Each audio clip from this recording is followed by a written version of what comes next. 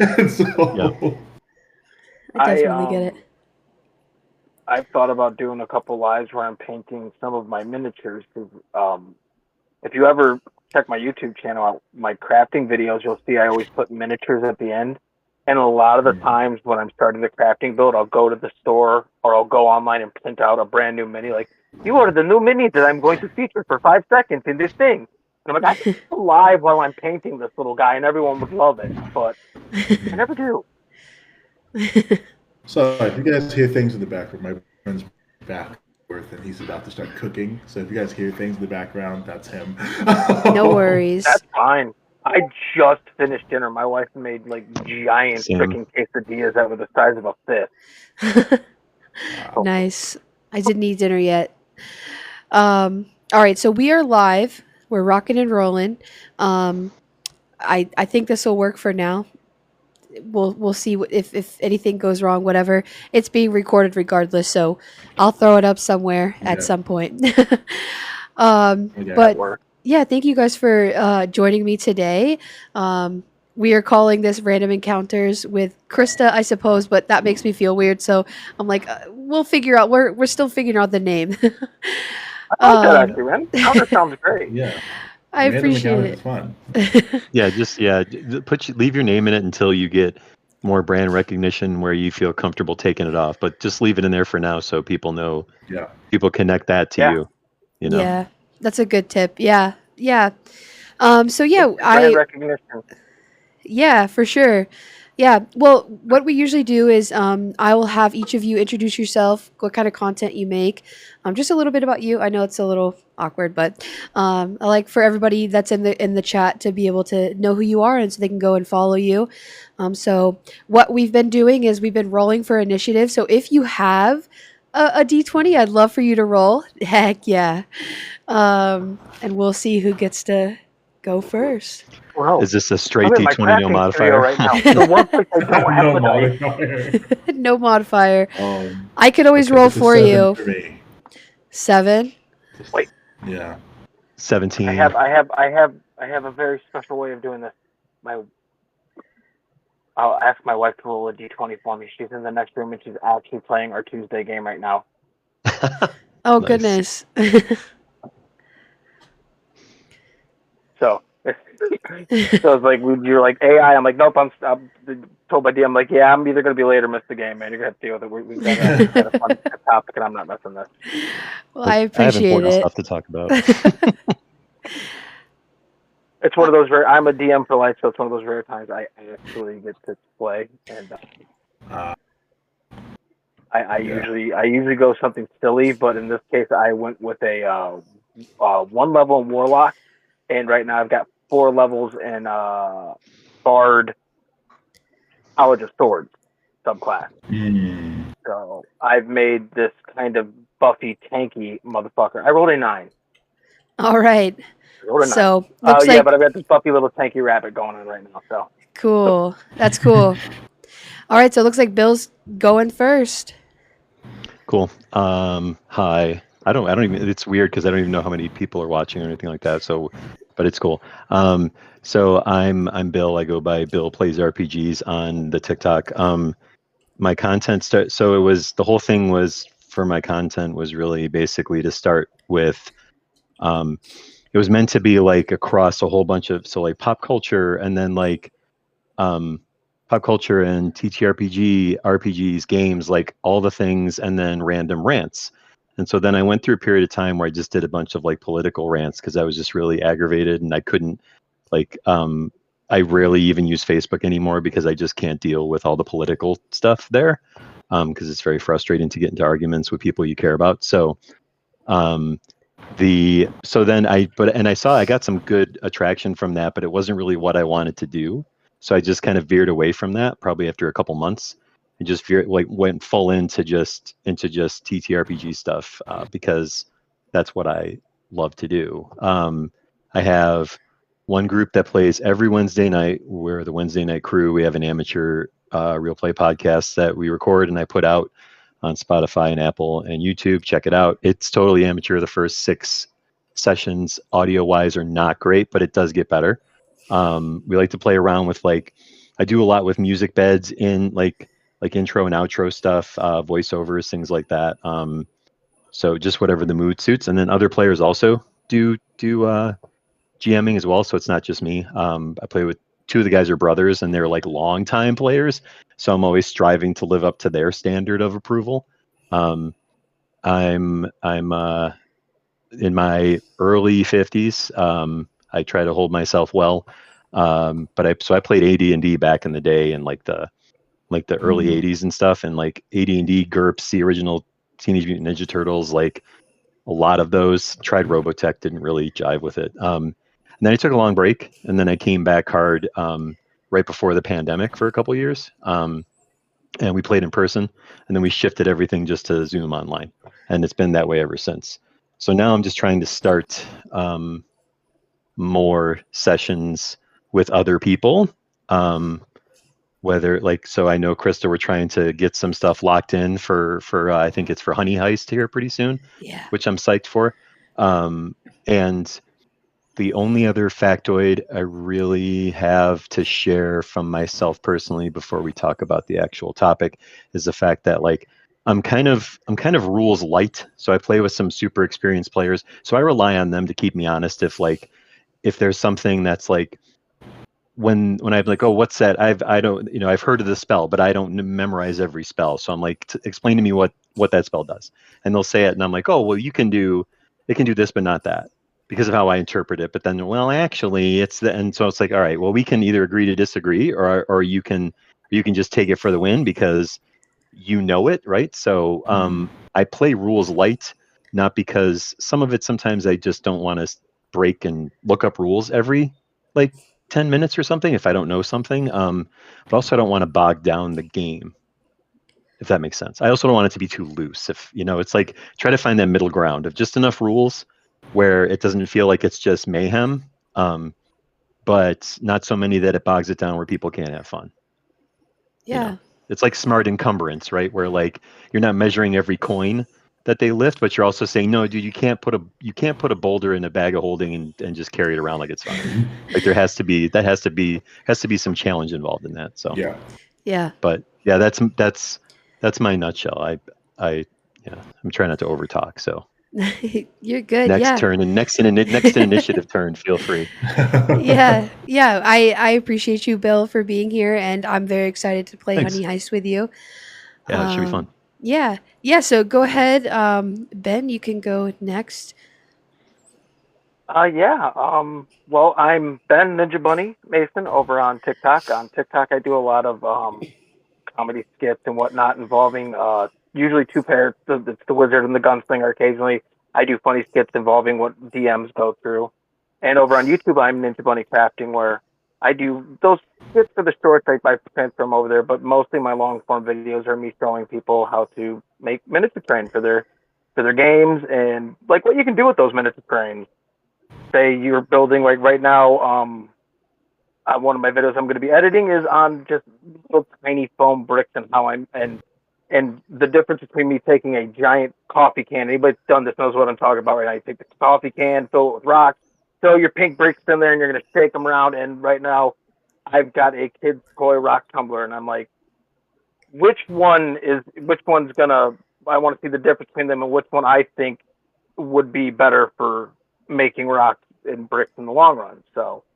But that's what I do there. You can find me on Instagram and Facebook, both as Ninja Bunny Crafting. Other than that, my personal experience, I've been playing since I started back in second edition in the late '90s, about '99, right at the beginning of '99. I found a 2E book in the gray box set of Bill probably of the Forgotten Realms with Elements on the front and Drift and Mistra and got into that box set, opened that up, started reading that, man, and my whole life went downhill from there. If you wanna go get into it, my neighbor was coming home. I was a kid, probably freshman in high school when this happened, maybe a little bit older. I think I was sophomore. My neighbor was coming home and he's like, "Is that a Dungeons and Dragons book?" Yeah, yeah. They got a third edition coming out. Oh, when's that? I don't know. So he started running games for me, and then about a year later, I wanted to run games. I did my first game, which was horrible. I ripped off Castlevania. I will never forget that I did one of the worst games. All the sins, all 7 cardinal sins. I did it, and I was like, oh god, this was horrible. And thank God for Daryl existing. Otherwise, I wouldn't be doing what I'm doing. Because Daryl, who was my DM, looked at me and he went, "When's your next game?" And just grabbed his stuff, smiled, and walked out. And then from there on in, I was like, okay, I can approve this. And so I ended up finding a Palladium book, which includes the original TMNT, Robotech, Rifts. If you've never heard of Rifts, Rifts is the Gonzo of Gonzo games. You want to be a cybernetic tiger dragon that has ninja pirate donkeys at their side? You can do it in Rifts. And I was big into that to the point that I have been called the Easter egg GM. You can find pictures of me hiding all over Palladium books and several of the Rifters and in the Skytown Burbs.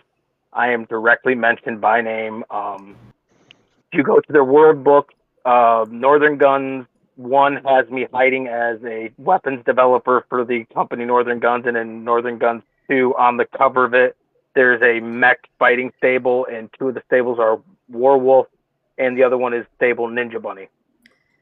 And John Zalesnik, the artist, is in Magic the Gathering and a ton of stuff, and he actually, I went to order the original print, and somebody beat me to the original print, just like I went to go get my picture out of the Rifter from the artist that did it, and somebody beat me to the Rifter, so I looked at John, I'm like, somebody beat this to us. He goes, well, I'll send you a copy. When he did, he sent me an original artwork of a Ninja Bunny. So That's absolutely cool. love that. And then I do a lot of cons. I'm also a con DM. I do home games, but I do a lot of con games. Just finally got to a Gen Con this year. I ran for Third Eye Games, and mostly I ran a lot of Palladium games for years.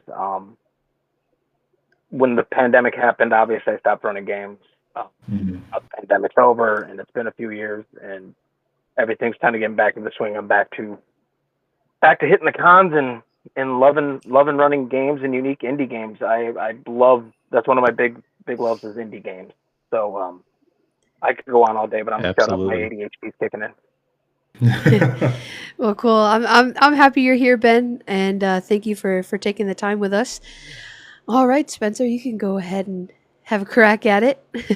Yeah, I think it's just weird to say. I'm usually the least experienced DM or GM, and Krista, I think I have you beat by a couple months. But hi guys, I'm Spencer.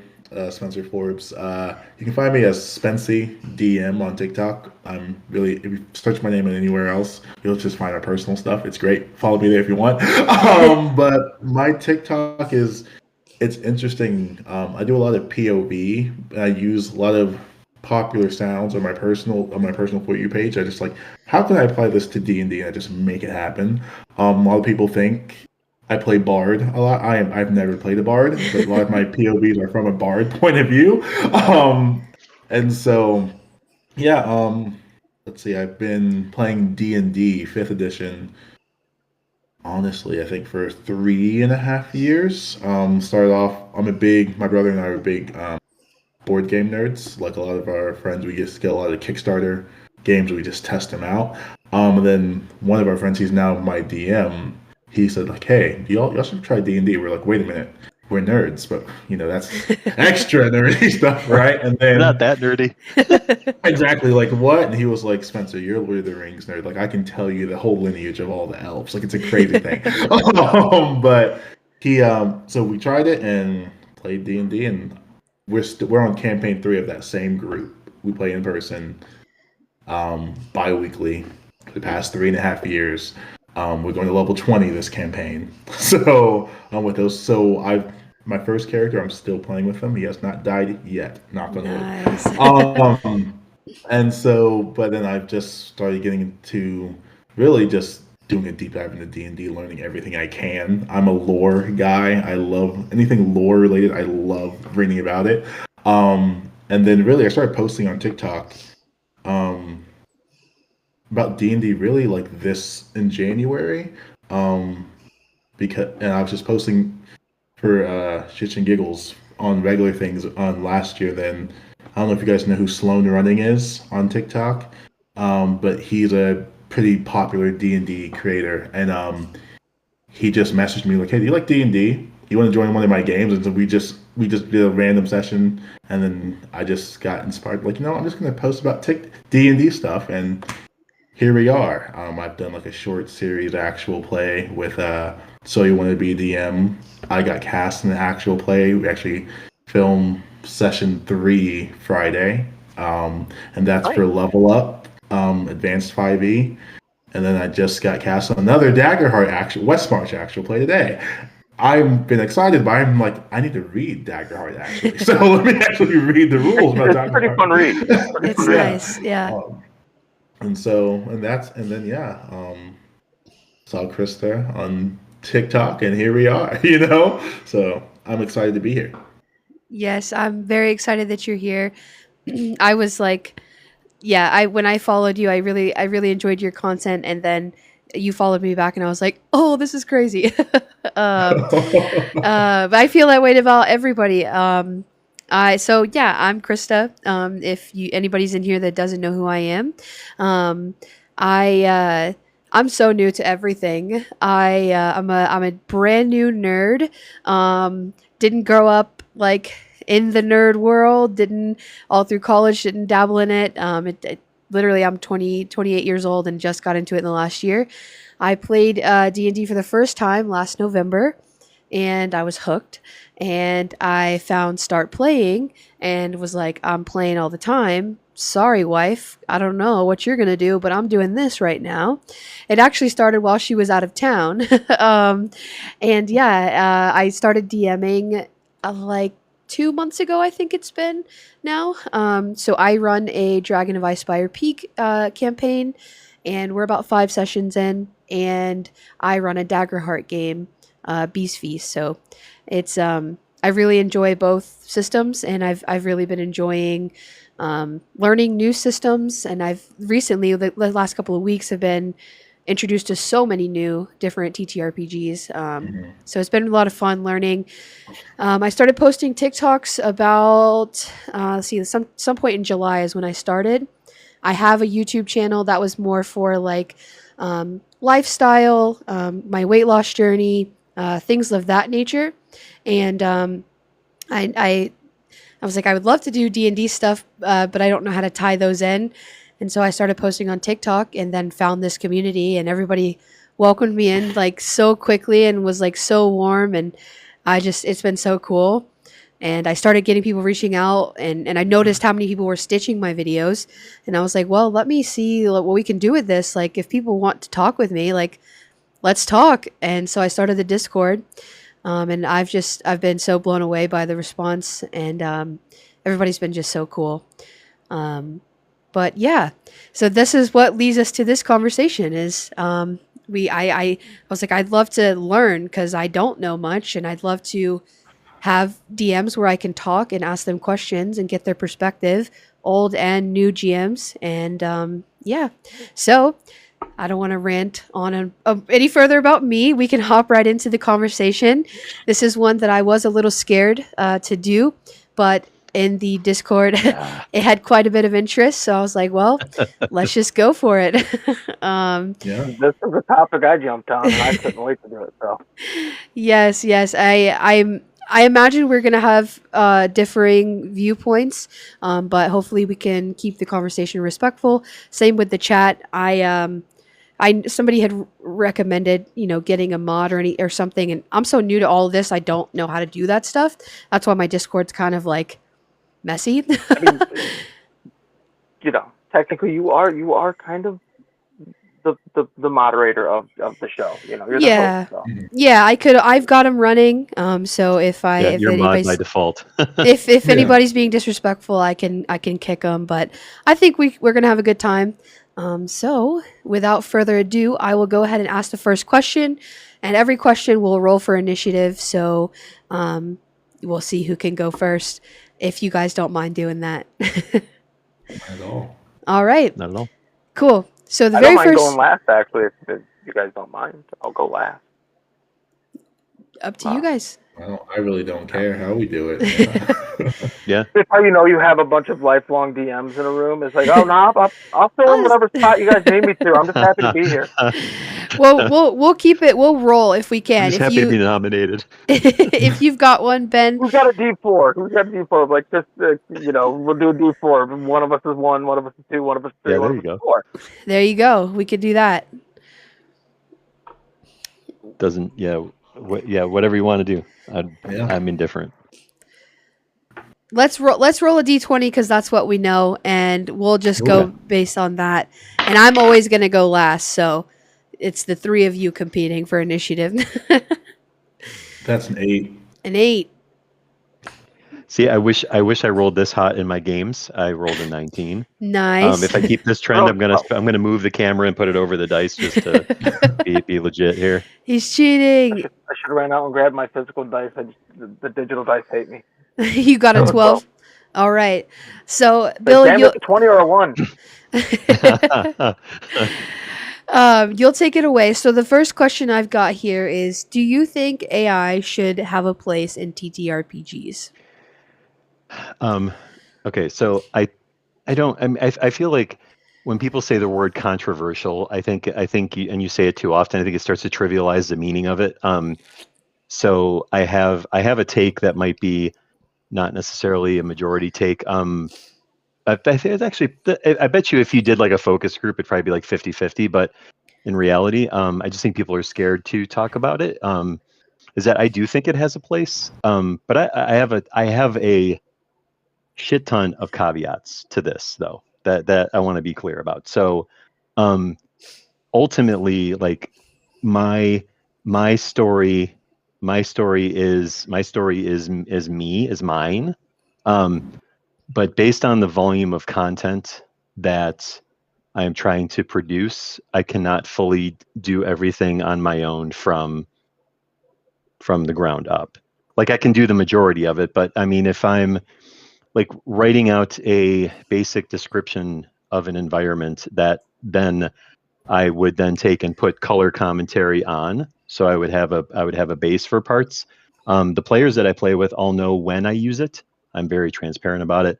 None of them are like none of them view it in a negative light. What I will say though is I do also have where I'm torn is that I have a stepson that is in art school, and I so I'm like I try to his instructors in the college are telling him to use AI to help him do more stuff faster, because we are in an age of consumption that is very high and very fast. And so I don't let AI create all the content and then I put my name on it, because I don't think that's right. I don't want to take credit for that. The issue is like, and I see in the comments, Dragon, and I do follow him, and I think hopefully he still follows me. We'll see after this, but I do agree in ways about actually the concept of AI being theft. It's a very, very dangerous line to walk when it comes to people taking credit for it in a way that they're going to profit off of it without actually doing anything. Because there are artists on, use the term loosely, there are artists on like Spotify, for example, that just crank out AI tunes. They pay to crank out the AI tunes, and then they just get streaming money for those. So in that regard, I don't support that.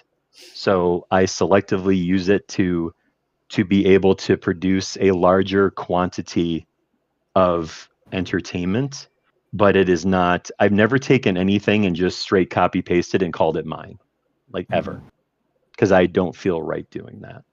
So I do utilize it to help get things done faster.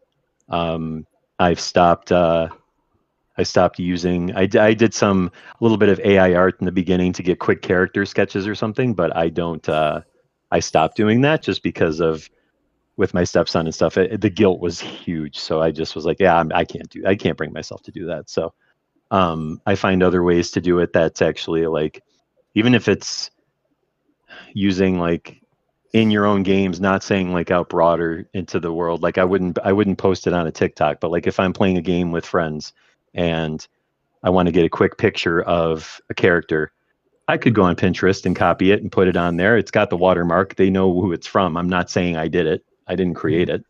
Like, this is where I got it from. So I think there's a place for it. I do think that I think they're trying to find ways to make it more energy efficient and less of a drain. But I mean, it's kind of everywhere, you know. So I do use it, but I use it very sparingly, and for what I like to think is the right things. At least that's what I say to myself. So, but that's how I feel about it. But I don't like it when people like just straight up use it and make it seem like it's theirs. That's where I draw the line for me. Yeah. Well, thank you for your response. Not a problem. I think Ben was next in initiative with the 12. Yeah. So I again, kind of a caveat, kind of a double-sided blade here on AI. I personally do not like AI. That's more because I'm a creative person. I've been published as a writer. I draw a lot. But as Bill pointed out, AI as a tool has a place in D&D and tabletop role playing. I think Bill made a great point, which is kind of what I spent a lot of time thinking about this. If somebody goes to, say, ChatGPT and asks it, here is the city I've built. Please, in detail, tell me what I forgot. And ChatGPT comes in because you're making a mass contact and goes, you forgot to mention how does the sewer get fresh water? Oh, shit. Thank you, ChatGPT. You found something I missed. You're not having ChatGPT or another AI come in and do your creative lifting. It is coming in and being the critique editor or something else you needed to find out. In my case, I would say that's more using AI like us old enough to understand this one. It's Encyclopedia Britannica at times. Mm-hmm. Right? You're using this to flush out things. If you've got a bill, I love Bill. Bill gets me. Oh no, I've marked on stage. You know, you're using it to come in and go like, here's my monologue for the villain. Make it more menacing. And ChatGPT comes in and goes, let me make it more menacing. You know, that to me has a place in this in that it is working as an assistant for your creativity.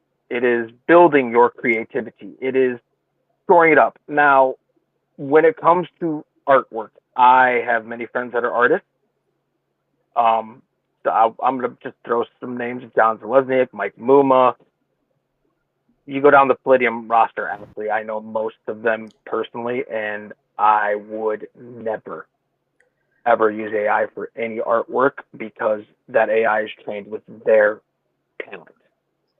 And that, to me, is a crime against humanity, to teach something that is not human, to use someone else's talents. Hard-earned, honed talent to make something. And that, to me, is, I can't see the chat, but Bill pointed that to me is theft. That is creative theft. That is intellectual theft. That is theft of talent. That to me is like invasion of the body snatchers. Like, that's why, this was a big thing for me to talk about. Something like AI as tool has use. I personally not a big fan of it, so I probably will, if I do use it, will be something like, asking weird questions like, if I have a world that's completely made of floating islands, how will clouds be affected by currents of air or something?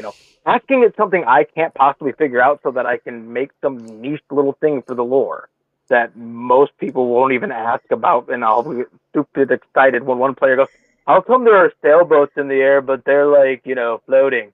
And I'll go, that's what I think AI has a place at. And I'm going to leave it there. Awesome. Thank you for your response. Can I interject one thing just to support what you said? No, because this is the art thing. Sure. So if you go onto certain social media sites now, like Instagram, for example, my stepson said that he feels that he has to use Instagram, but there was an update made, I think it was like end of last year, beginning of this year, where you cannot opt out of AI use if you post images, artwork. You automatically give up your rights to AI to learn from your artwork, is something along those cool. lines. Yeah, so there's a lot of artists that are struggling with that is one of the largest areas to promote their work, and yet they have to deal with those kind of disclaimers that are hidden in layers and layers. It's like the South Park episode of like, did you read the agreement, right? And it's the Human Centipede episode or whatever. Look it up. It's kind of gross but really funny. But like if I remember that. reading the fine print, right? So that's all. I just wanted to add to that because that's what really drives me to try to avoid avoid using it for the purposes of artistic creation and things of that nature. Yeah. Yeah, absolutely. All Yeah. right, Spencer. I don't know why I'm calling you Spence. You go by you can call me Spencer. You can call me Spence. I think it's because I have a Spence friend. Yeah, you can call me. Most of my friends call me Spence. My boss calls me Spence, so it's fine. But yeah, I think too. As an extension of what my other creators on the live said, like I think as a tool, I think as if you're a DM, GM, you are a naturally creative person, right? And so I think when we use AI as a tool, like for example, my world that I DM, I homebrewed that. So there's a lot of things where like I spent a lot of time. I'm like, oh, let's add a group. I say like, hey, AI, this is what I built. Like I have this.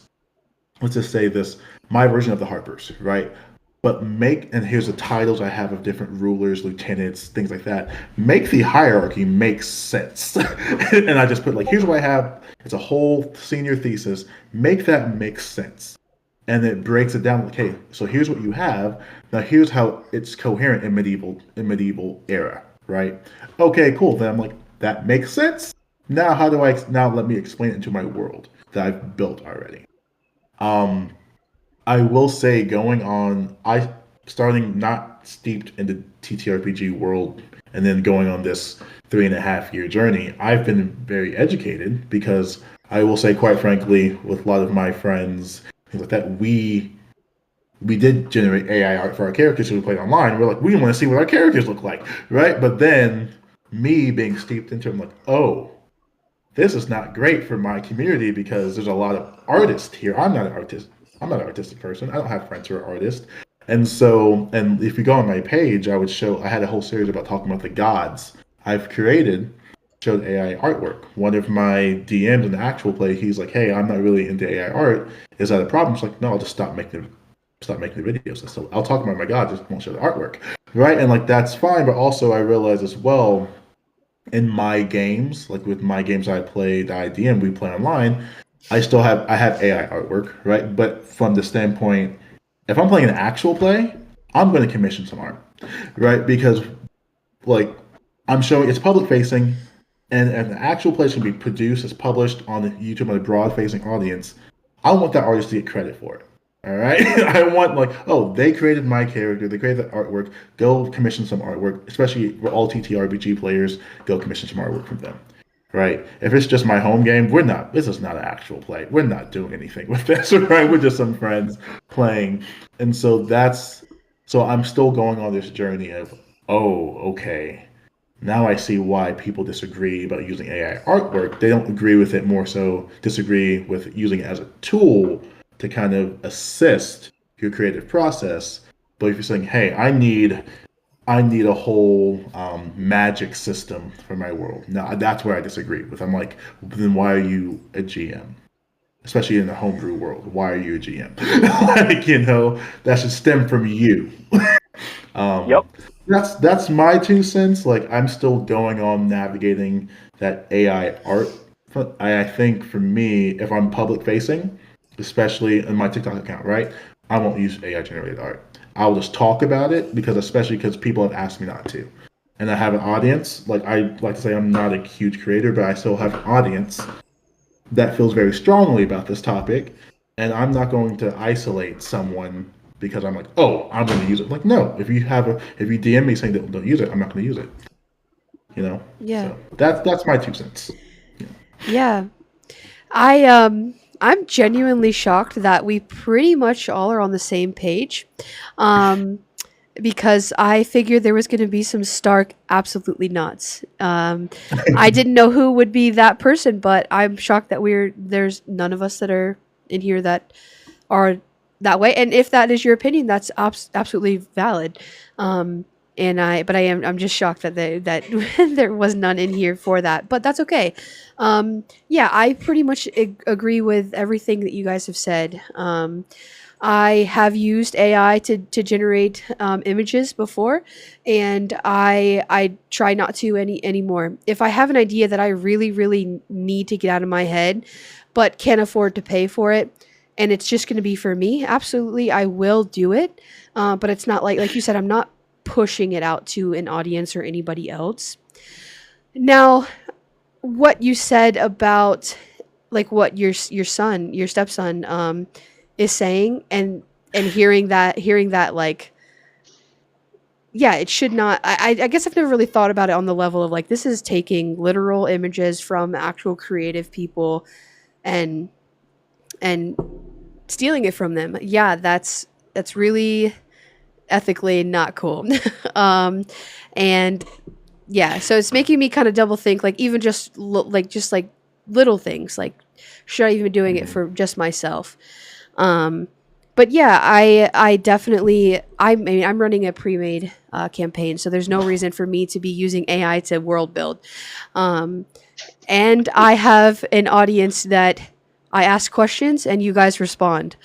Why would I need to be going to AI to help me world build when I can just be like, hey guys, I'm new. Help me with magic items. Help me with, whatever the thing is. So yeah, I do think that it has a place if it's used properly. I think there's a lot of nuance. And like Bill said, the line is very, very thin, very tricky. So what that means for future use, I don't know. Like maybe it's hard. It's hard to know if it should be, it should be used if that line is so thin. I guess it's up to the individual. The one thing I do want to add just to this conversation for this question is the one thing I am tired of seeing is the staunch, like, headbutting. I mean, this is our culture right now. Anyways, like, politically, Period. this is like everything is black and white. Everything is polarized, and it doesn't need to be that way. And so just like anything else that's going on in the world right now, we can just have discourse about it and not be so rude to each other. That's just my biggest thing is let's have the conversation and let's talk about our differing beliefs respectfully. Yeah, that's my take. I'm looking at the chat because that's one benefit of having this set up, because I'm still getting used to the TikTok or the TikTok app on the computer for live, because I haven't got into it yet. But Liquid Nugget said using AI images for concept art and then send that to an artist to commission a piece. I actually don't think that's a bad idea, because sometimes it might be easier to create a visualization than trying to describe it, because you're actually still paying a person to create what your work is. So I feel you, Ben, for sure. I get it. I know it's in that fuzzy line spot, but at least you're still giving an artist money, Yeah, it's one of those fuzzy areas where, like, I see the point. I see the point. It's one of those ones right now that my brain is arguing with the morality of it. Like, is it okay to use the AI at all, even in this purpose? Right. Because it is still using other people's talents. But again, I guess it comes from a little bit of a bias as a creative person. That for me, it is a little bit of a bias. Because I've told people, my wife can't draw to save her life. She can't draw a stick figure if you ask me to. And I have told people before, my imagination is out of this universe. I mean, I was the kid at 3 years old that was trying to impersonate Mel Blanc. If you know, you know. I was sitting there walking around with a carrot as a kid. So creativity's in my blood, but I'm good enough that if you look, I can't draw, and you drew a stick figure with a sword and a little armor and a shield and a cape and said, my hero, and they've got a dragon tattoo on their eyeball. I'm like totally there. I see what I don't care that you drew a stick figure. I'm there with you. It's awesome. It's epic. Right. But I understand that's the morality of me arguing. Like somebody is looking at another artist and going, "I want to pay for a real piece of artwork," and this is the only way I can put it out to you. Because if you've heard the attitude, those of us that can't draw right, I'm lucky enough I can do both. But I've got friends that are artists, and I doodle like this little like thumbnail size like little picture of going like, this is my gunslinger. I need you to draw him.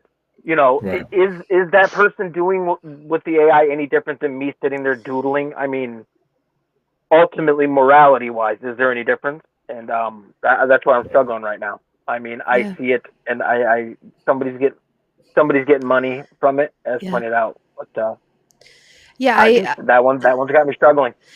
there's a comment from Batchild that said his friend artist said not to use AI for concept because then the artist can be influenced by the stolen art, which I think that's a valid point to make, and definitely not one I would have thought of. Yeah. Yeah, but I do 9 know. times out of 10, I was just going to say 9 times out of 10, any of this stuff that gets generated, it lightweight kind of sucks a lot of times. Like there's fingers missing, there's things like it's not good, you know?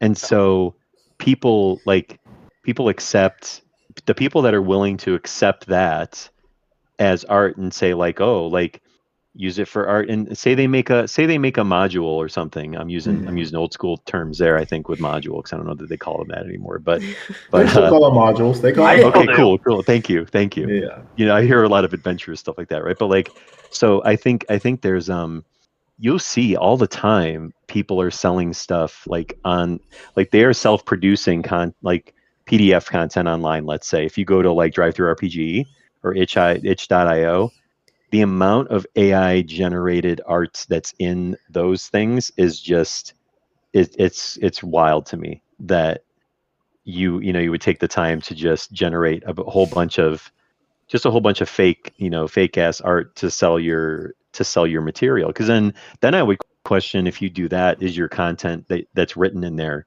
actually yours, Mm. Yeah. Mhm. So yeah, it's a tough Yeah. one. Yeah, for sure. And we're just on the first question. But we've touched on a lot of the other questions, but we can keep rolling with them. The second question I asked you guys was, do you personally use AI in your session prep or at your table? We've kind of answered this. Yeah, I think. Well, yeah, Ben, you can go ahead and I'll go just shake my since. head like, I never. Nope, never. AI does not come near me. Where again, I said like as a tool I can see it, and other things I could understand it. I'm not going to hate anybody for using it, but me, I don't. I think that your best ideas come from the stupid little fragment of an idea that they spawn from. Mm. I think that your players can ultimately also be better than any AI. So I will give an example here. I was playing Fantasy Flight Star Wars when Fantasy Flight gave us the Edge of the Empire beta. I couldn't make that Gen Con. My buddy though lived nearby, and I was like, "What do you mean? Did you get me? Can I get? What do I got to do?" He's like, "I got you beta. Don't worry." So we were beta testing it, and I just wanted like a criminal underlord for a city, and I had no ideas. I run on improv anyway, so I was like, whatever, I can just do this. My players 9 times out of 10 feed me an idea that can generate something new for me. And they were like, yeah, we're going to be looking at this show. Watch, it's going to be some fucking dude that calls himself a Hutt and it's actually a human. I'm like, you know what? No, that's original old school Star Wars lore. Yeah, we're running with it. We're fucking running with it. I'm like, yeah, you don't know what's going on. As soon as they got down there, I'm like, yeah, he's human. He's a human. His name is Mababa the Hutt. Like, why Mababa the Hutt? And he looks like, he looks at him and goes, because my name is Tom Mababa. I'm Mababa the Hutt. Is that an issue? Like, all the players are like, oh shit, did we just, like, wait a minute, do we have a Hutt that's not a Hutt? Okay, don't piss them off. That was all, improv, but that all came from just players making a joke and me going, Yeah. you know what, that was fucking funny. I think we've all seen the meme, is it like a warehouse where I store stuff, or like warehouse is like a werewolf, and the DM's like, it is now. Yeah. Yeah. Like I mean, I touched on it like most of the times like when I write like I use Google Drive for Google's things for my sessions. Like literally each session I'm typing that bad boy and then something comes to me, I'm like, oh, I need a group because if I'm saying they're gonna meet this really insane group, so I'll make another doc, I have a whole group that says groups in my world. I type it out, have 3 pages, I'm like, now, how do I make like where's the hierarchy? Where's the organization? I'm like, I will copy and paste that, like organize this from what I have, and then I use it as the tool. I'm like, this makes sense. Now I have an organized group of that came from my creativity that I just was jotting down, session prepping, right? Well, sometimes the players decide not to run into that group, so I've just wasted time, but it's okay. I'm going to find a way for that group to get back in there. But it's all about again like that gray line of making sure that it stems from you. You've built it all out. You just need a way to make it make sense. That's what AI says. Just make it bring all these crazy ideas into a cohesive little package.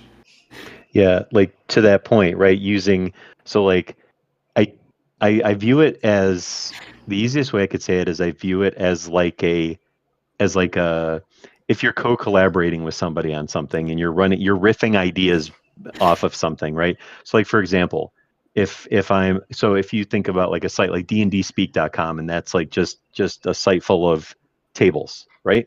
So all it is just random tables and you roll your dice and it gives you whatever is on those tables.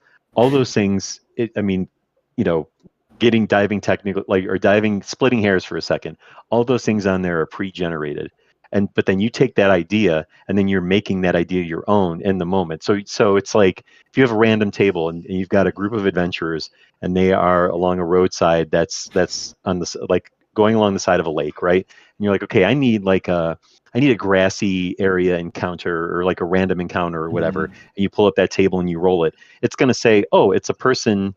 I like to reference a person selling squirrels. That was something that I had actually in a game at one point. But like that, Reminds me of the movie but it, Rat Race, if you've seen it. The person have somebody you guys seen mentioned the that too. I Rat think Race? mentioned She's Rat selling Race. squirrels. They didn't buy the nuts. She takes them on the path where they drive off a cliff. Sorry, sidebar. I gotta. No, that's great. I gotta check that out. But point being is that it's giving you roll for the randomness. It gives you a thing, and then you take that thing as just the catalyst, and then you build around the thing in its entirety, and it's yours. You're not like because I mean, yeah, could I sit and so if I don't. I like using tables like that. I have these books back here, all these freaking Game Master books of tables and stuff. Like I paid a place to give me those, right? Like, Yeah. I mean, I don't know in those situations it's that much different.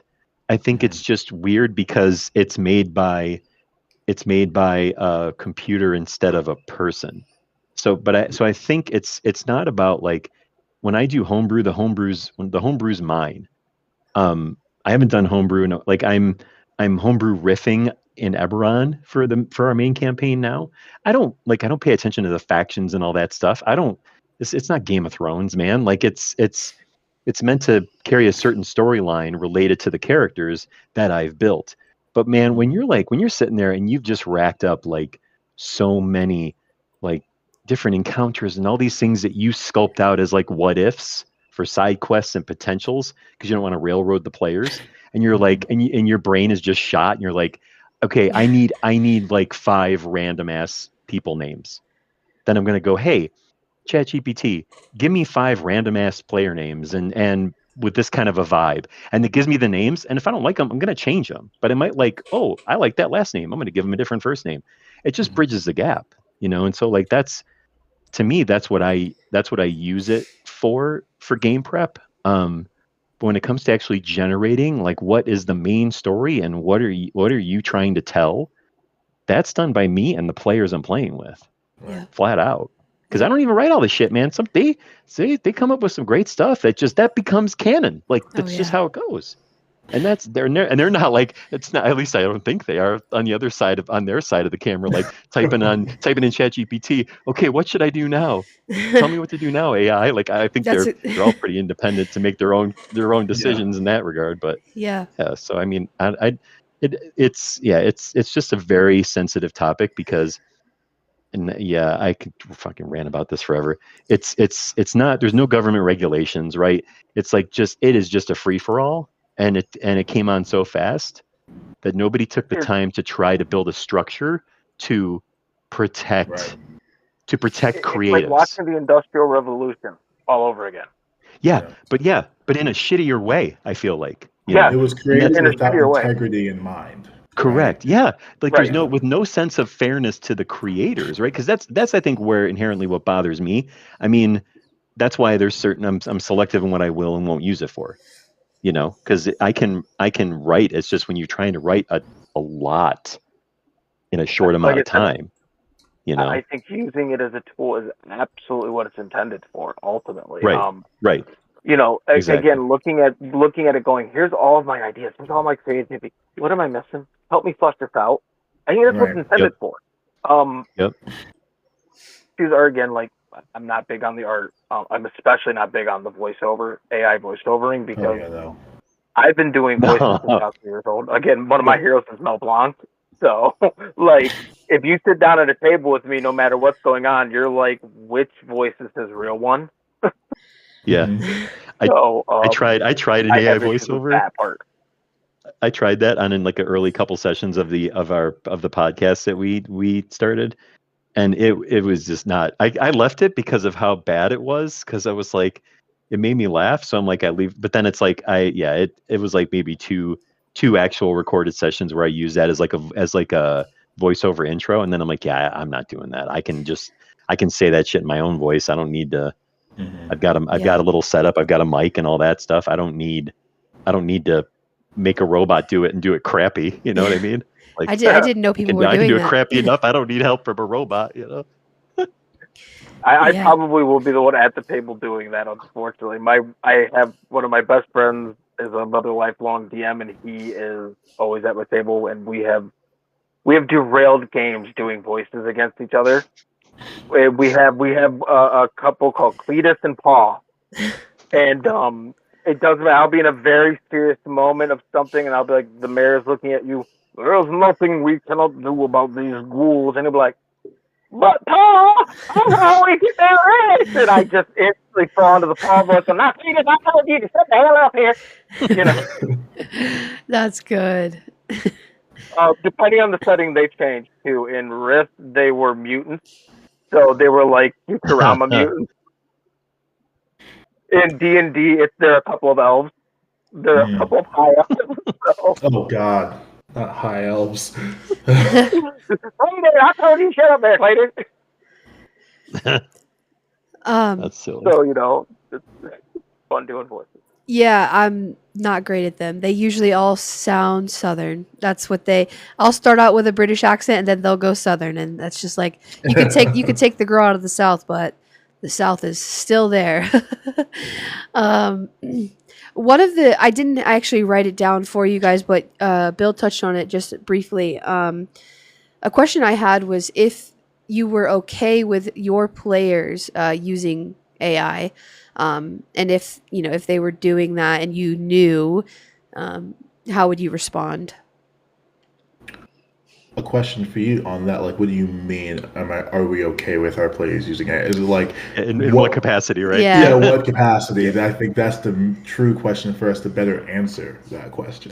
Yeah. So I would say like things like if they bring AI art to the table, if they literally are like, let's say you're hosting an online game and they are literally using it to make their next move or however, like help them role play. I mean, yeah, there's so many Yeah. things they could be doing with AI. If they told you or if you found out, how would you respond? First off, Krista, I am so sorry. I just got I coach 6th grade boys basketball, and I forgot we have a practice today. Oh, that's and okay. it's like in an hour, so like I'll be good, but I may have to hop off just sooner because I have to get to practice Sure. with these boys. So, Yeah. but not anytime soon. Like, we can I still try have, to like, I still have- We'll do this debate style. We've got limited time for. we could try to shoot for like 8:30 if that works for you. Yes, that works perfectly, actually. Okay. To answer that question, though, well, one, like the people I DM with, I GM these are some of my best friends. Like one of them's my best friend since freshman year of high school. Went to his wedding. One of them, she is like a sister to me. Another one's like a little sister to me. One of them I knew since college. Another one since high school. And so, and we're all in that area. Like we play online, and I know they use AI art for their characters for their tokens, right? I know that, but I also know they're each very deeply creative, and so they would like balk at using Chat GPT to make them like just when we get into a session, like I said, we start in the lobby, we get to the general chat, you are your character. I don't reference their names. I say like Tenon, okay, Tenon, what do you do? Keto, what do you do? Leo, what like I use them as I say their character names and the session. So like we're not Spencer and Bree, we are DM and Keto. And I think for them, that's how they play. And so the idea of having an AI tell them what to do takes away their sense of agency. And so I think they would honestly feel disrespected if someone at the table said, "Oh, I use AI to tell me what to do." Like what? Yeah. So I think since I know them so personally, I think I can answer for them. But if someone did that at my table, I'm like, then we have to have a conversation about what my table actually is, and that's on me for not explaining to you what exactly my table is. Mm-hmm. Yeah. Yeah. Again, I guess it depends on what you're coming to the table with. If you come up with AI art, I'm not gonna slap you or yell at you or scream at you or anything like that. Though I would encourage you to rather make a stick figure instead.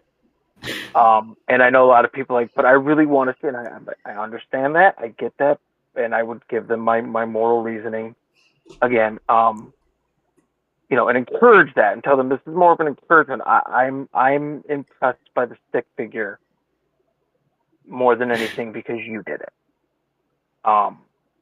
If they're coming, like I said, to have Chat GTP tell them what to do, I would feel insulted. I would feel personally insulted. And I would ask them to remove any electronic devices from the table at that point.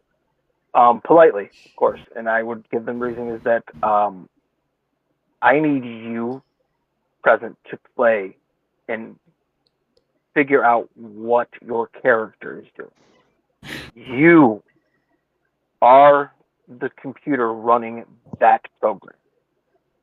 Nothing else. And I need you here, and I am going to be with you through this whole process. If you don't feel creative, guess what? I believe in your creativity.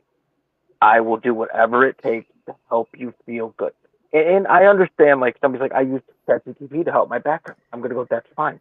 You created the thing, and then ChatGPT came in and flushed it out for you. I'm not going to be mad at you for that. And again, if you come up with the artwork, I'm not going to slap you. I'm not going to yell at you. I'm not going to shame you. I would encourage you to bring the stick figure forward more. Because I want to see you. That's what when I'm at a table, I love that. When I'm at a con running a game, there's something I can't ever describe this. I think we all understand this. There's something that when you connect with your players and they're being creative and you are right, you think and you're there with that creativity, and I don't know what it is, but it is one of the greatest feelings in the universe when you are helping their creativity and they're helping your creativity. Yeah. Yeah, I mean, I don't, in my opinion, it's not much different from you two guys, right? So like, because I'm just going to take a wild stab in the dark and think that Krista, you're probably in a similar boat with players. Is that like, because we all seem to be kind of talking, we all seem to be walking a very similar path, maybe different like parts of the bell curve a little bit, maybe, right? But like, I still think we're Singing all the pretty same much tune but different lyrics, kind of. correct, exactly. Yeah. Like I might know the Weird Al version, right? You might have like whatever. Anyway, the like I'll give you an example of like where, so I agree, like if a player that I'm playing with is relying on that to make the decisions for them, and I know that that's happening, I'm just gonna call them out on it and just say like if you can't even just attempt like to make an attempt to, Right. because that just shows lack of engagement more than anything else, I think. You know what I mean? Yeah. And that's real. When you run a game, you do it because you want to have fun telling a story, and you want to have fun telling a story with people that you consider your friends. you know, and you don't want to be in a position where all of a sudden they're like, it's not them doing the things that they're doing and it's something else helping them do it. So if I knew something like that was going on, I wouldn't, I mean, I don't know, be like, you're out of here, but we'd probably have to have a conversation, I think. Right. But like, I think one time where I've seen it used like really, I thought appropriately for that person. So there was a part, the party was in a like a coffee in a place called the Beanwater Cafe, and it was like a coffee shop on the water side in this small town in like the Eldine Reaches, and in Eberron, and they like the whole thing was one of the characters. His name is Skogar, and he had a son. He just realized he had didn't know about, named Brogar. So Brogar goes on stage for an open mic, even though there's no microphone, like an open mic night, right? Where everybody's like doing poetry slams and stuff. And he goes up there, and there was a player that took over that part. And so what he did was I was like, and I did it totally random. I was like, hey, I pointed to one person. I'm like, you're gonna come up with the slam that they're gonna read. And so I was like, I'm gonna take a bio break. I'll be right back. I come back, and he's like, okay. And then he does it, and I was like, that was pretty good. And he was like, oh yeah, I had Chat GPT help me write it. And I'm like, that's why it was so good. Like, so just give him a shot. You know what I mean? Just to, but in this scene and in the moment, it worked really well, and that was his way to fix a thing, because the rest of the game, when he's playing his character, he's his character. He decides what that character does, for good or for bad, how many fireballs or not, like he plays his character. So that was a moment like, hey, do this really fast, like let's make it happen really quick. And it's a lot to ask somebody, not everybody, but some people, to come up with something that creative on the fly. Other people in the group probably would have been able to do it, so I don't fault him for that. I think in that moment it was an appropriate response, because he doesn't play his character that way ever. I was like, hey, fish out of water, do something, go. And then he was like, yeah, he's like, all right. And he went back and forth with it for like a minute or two, and then came up with something that was short, and it worked. So like, I think in those situations like that, I don't have a problem with it. It's just if they're not them when they play, and they're enhanced by this machine. I don't know that I've ever seen anybody do that, by the way, which is good, because I think that's crazy to me. I'd rather just play one-on-one with ChatGPT as my DM versus like play with a person pretending to be a using AI as their thought process. That's their decision making. More actually is more like it, right? That's crazy. Breaking the core AI. Yeah, right. Like I can't. Sorry, but my terms and conditions won't let me talk about this. Yeah, bring it on. Can't do that. Yes, we can. Right. If you don't mind me saying too, like on what we've just said, like for anyone who's brand new to TTRPGs watching the live, like think of it, if you've seen Dune.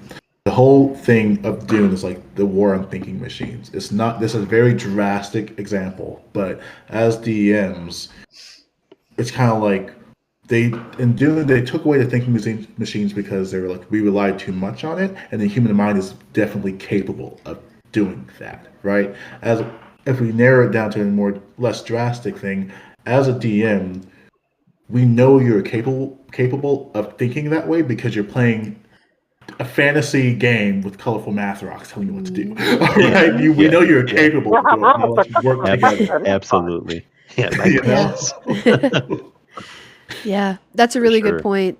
I mean, I really don't have much else to add. I agree with you guys. The only caveat that I could have thought of for someone that's using ChatGPT to tell them what to do was if there's some sort of disability that it helps them to do something. And that's a question that we have here. Even then, though, it's still hard for me to think of what it would. I mean, I've talked in videos recently about aphantasia. Maybe if it helps you to write out something in ChatGPT that says, this is what my character is doing, this is where we are, help me come up with a scenario of how I can insert myself into this thing. Maybe I could see that being something because you can't visualize it. But I don't know. Yeah, I guess a disability would be like the only caveat that I would have for that. But it would, I definitely, yeah, I don't really mind if players are using AI at my table, if it helps them.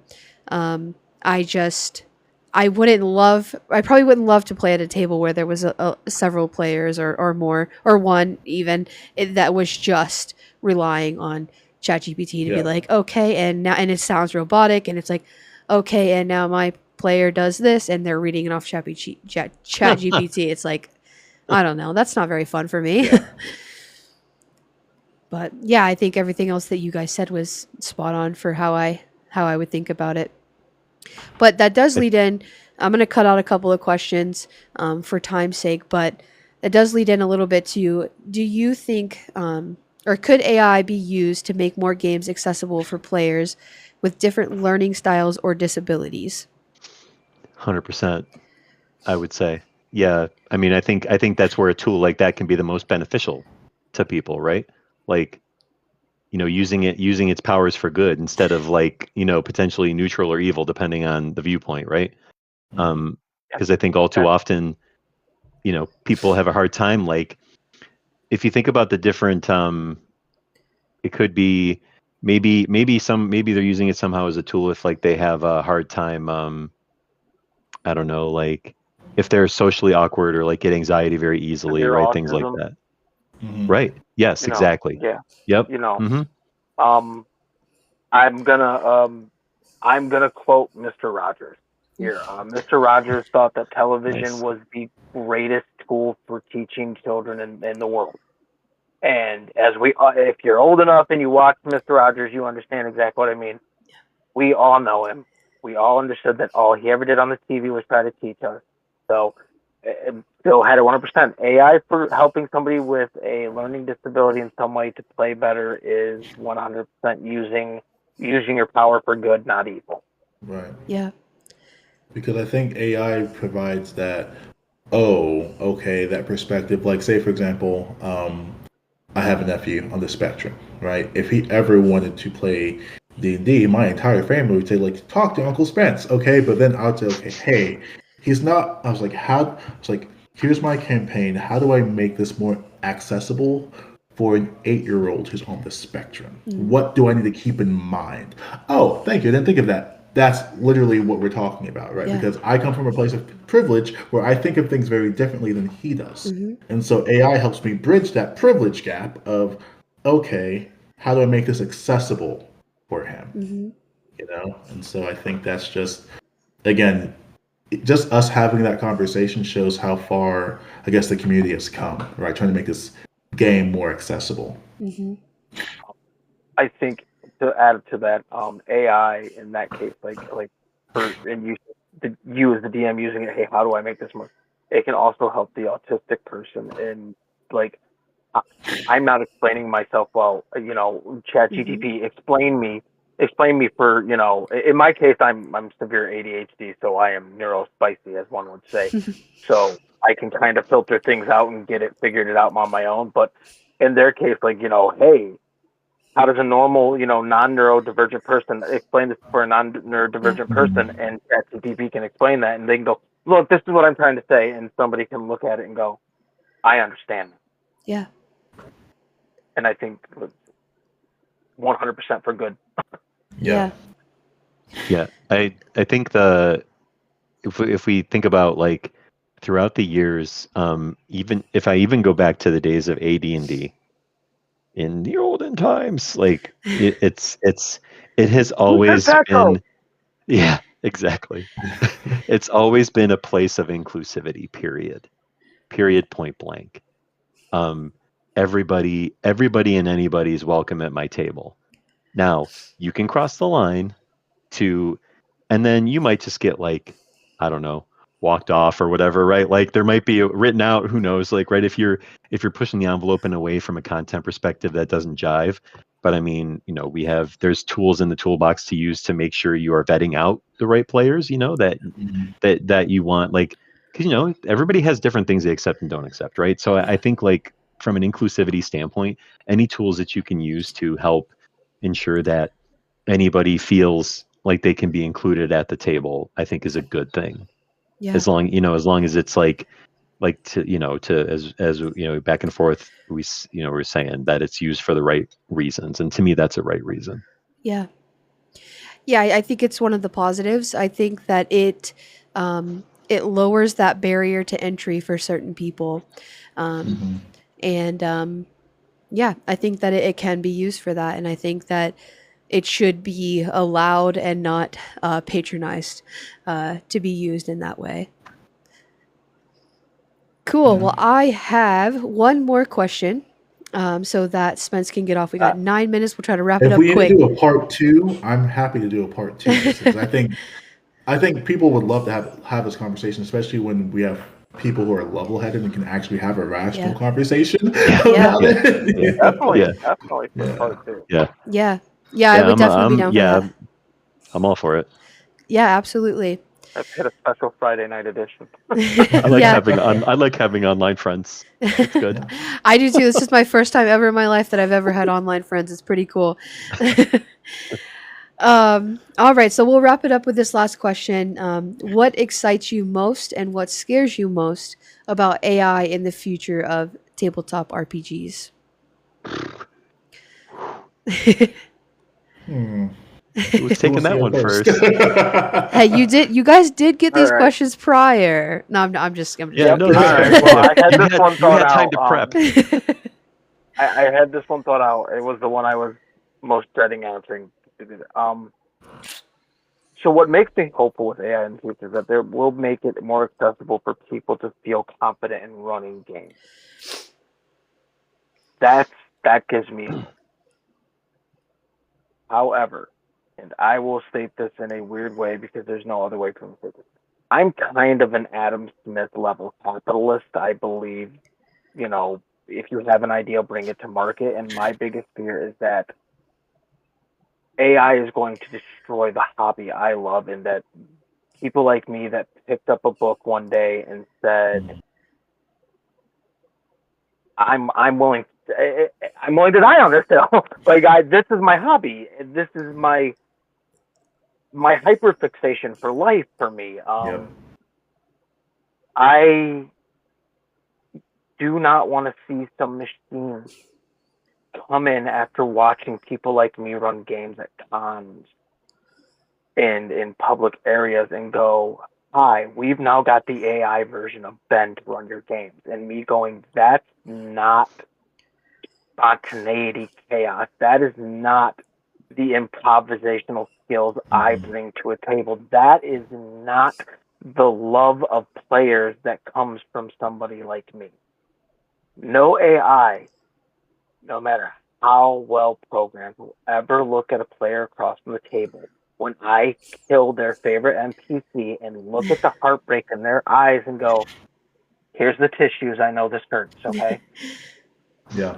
No AI will ever be able to look at you when you're having that moment and your entire table creates a meme that never dies when you make a joke about the paladin picking up a salmon to go fight Strahd back in Castle Ravenloft First Edition, right? And there's on the rest of your life, you've got the silver holy salmon of smiting that is a silver salmon that constantly runs water that never dies and can smack vampires around, right? That is nothing an AI could ever come up with. Yeah. That is nothing an AI could ever do. That is nothing that AI will never bring that to its players. That's what I fear, though, is that greed will come forward and will replace the love of DMs, the creativity of the DM. They will take away that where individual that like me that sits there and they go, but you're the DM for life. Don't you get bored of me? Going, no, I'm never bored. You don't understand. This is me. Hand me that dungeon master. Hand me that textbook that's 6 pages, that's 60,000 pages thick, right? Hand me a risk rule book and say, make this system work, and me sit down and go, we are going to make risk work so that if I program it in a computer, it runs, right? that is what that is what every DM brings to the table. Mhm. Not just me, not just Bill, not just Spence here, not just you, all of us. Every DM in the entire world or even universe. Because I'm pretty sure if you're as weird as me, you've read the parallel universe. There's probably aliens out there right now going, "Taco Dada, roll your dice, team." You know, out there, that's what all of us in the universe these days, we bring something that is alive Yeah. to the table. Because we're all dudes in the universes of Amigos. Yes. You But said that that AI ain't yesterday, no and I was dude. like, That AI ain't no dude. I That's me. yeah, I don't have. I mean, way to say all the stuff, Ben. I Yeah, mean, man. Yeah. geez, like I don't have a lot to add really necessarily. I think because I think what I'm excited about is where it can actually be helpful and where people can acknowledge that it's being helpful and not harmful. I think that's in general. There's a lot of good it can do. The problem is it's also amongst a lot of bad, which is there's very few. There's only a small handful of things I would really necessarily want the government to regulate. I mean, without getting deep in that, but I would love them to regulate AI until that stuff gets a little bit under, like just more like level set, right? Because it's just a because they're just given money so that they can do as much as they want and do and that to me is the scary part is the unregulated power that it has to me yeah. and how it can influence so many it already hurt Wizards of the Coast significantly in many ways, right? In many ways. And I mean, you can even see in I dropped off the live, but on my phone, but you can even see like in the comments, people are saying like, "Oh, well, the future is this, and it's going to be this, and it's going to be AI GMs and blah blah blah." Well, I mean, a lot of that stuff's already around. You can tell it whatever you can make it do whatever you prompt it to do pretty much. Yeah. So you can tell it's you want it to be a DM. You can already do those things, right? So I think, but I think something like that might be really great for a DM to get practice and like come up with some ideas and be like, hey, you know, and like try to just practice some things and then like and then take that to people, you know, like as a person to other people, right? Like so I think there's like so many things that it can be helpful with, but the unregulated power behind it and the money fueling that, and so many people that use it that don't know any better at all and don't realize the damage happening. They don't even take the time to care or think about the impact to creatives, to the environment, et cetera, all the things. I think that to me is the scary part. Yeah. Yeah. Yeah. I guess I'll wrap it up. I think what I'm hearing is, and like this was the first thing that came to mind. What I'm afraid of is the lack of story that this possibly will bring. Because for me, I'm a heavy Lord of the Rings nerd, and I bring Tolkien, I bring C.S. Lewis, I bring all these into my world, but from a very different perspective, right? And it's looped in. That interpretation may be different for someone else, and we may have the same interpretation of how we're going to run our campaigns with those influences, and they look drastically different. But if you tell AI to do it, we're going to have very uniform campaigns, like draw on Tolkien, draw on C.S. Lewis, draw on the Silmarillion, right? On this the same 100%. thing, and there's no nuance, there's no creativity, right? And I think that's the problem. That's what GMs bring. And then like I think Krista, I think when you first said like, hey, I'm a new DM, and I stitched your video, I said GMs, and all we are, we right, we set the binding of the book, and we do the epilogue and the prologue, and then the players create the chapters, and we work together to bind them together, and then we have a finished product. Yeah. What I fear is AI is going to take our finished product and just mass produce it. Hmm. That's the fear. Yeah. Yeah. That was, you all had fantastic answers. Um, you all touched on kind of what my feelings are. The end there is just that the biggest fear is that we lose humanity. Um, and in the sense that we lose how to be human with each other, because it's taken over, and not like in some like wild like we're run by AOT's way, but just how we've seen social media has impacted us, and the ability to converse with each other. That's my biggest fear, but I do hope that there will be regulations. I do hope that it can just be used as a tool and nothing more. Yeah. And so that's my biggest hope, is to see that. I want to wrap it up fast. We're 1 minute past. I'm sorry, Spencer. That's okay. Thank you so much. These conversations mean so much to me, and that the fact that people would take the time out of their lives to have a conversation with me is it's so cool. It's like the coolest thing I've ever done. So I really Thank you for appreciate having you. us. Yeah, Of thank you for course. having us. Yeah, thanks. It was Thanks awesome. for hosting this. Of course. I'm of also course. very serious. I'm happy to have a part 2 because I know you had more Yeah, questions. I'm I happy agree. to do a part I 2 agree. Yeah. of this as Yep. well. Agree. I'll come back for part 2. I love this. This was a great conversation, guys. Yeah. Yeah, sure. We definitely do it. Everybody that's in the chat, please go follow all these lovely creators. Join in any games that they're hosting. Engage with their content. Support them in any way that you can. I will catch you guys next time in the Discord, in your videos, wherever else you are. Hope you have a lovely night. Ditto. Thanks, guys. This was great. Peace out. Nice Yeah, talking with all of you. this is great. Have a good night. All right. Okay, Bye. guys. See you Bye. down the road, folks. Bye.